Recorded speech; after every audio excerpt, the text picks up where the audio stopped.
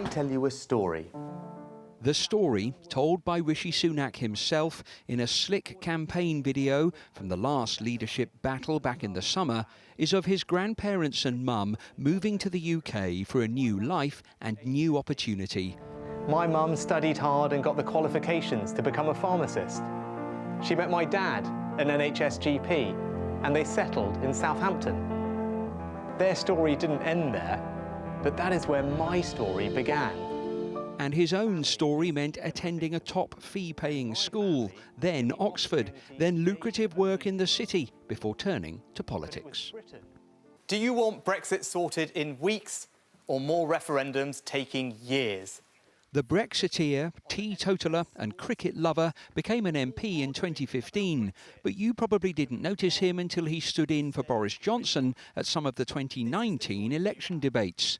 Then a rapid rise. Within months, he was Chancellor, in at the deep end as COVID hit, with policies like furlough and Eat Out to Help Out becoming his signature, and Dishy Rishi becoming his nickname. So is he really ready for the top job? He's ambitious, he's determined, he's clearly wanted to be Prime Minister, and I think he now finds himself in a difficult situation. It is not a great time to be Prime Minister. We've got issues domestically, issues around the world, and I think he's going to come in at a very difficult time, and he has to steady the ship and stabilise the current situation we find ourselves in. Now, there have been bumps in the road, not least the awkward business of his US green card and his wife's tax status. And, of course, his fine for breaching lockdown rules at a gathering inside Number 10. Then this very old interview resurfaced in which he talks about not having any working-class friends. I have friends who are aristocrats, I have friends who are upper class, I have friends who are, working class, but I'm not working class.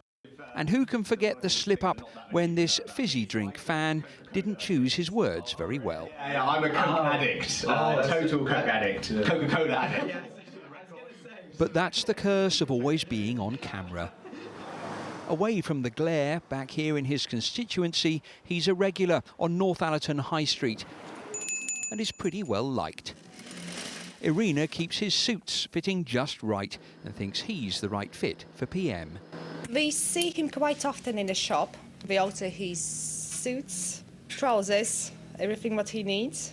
He's very nice person, very easy to speak to, and he's always positive.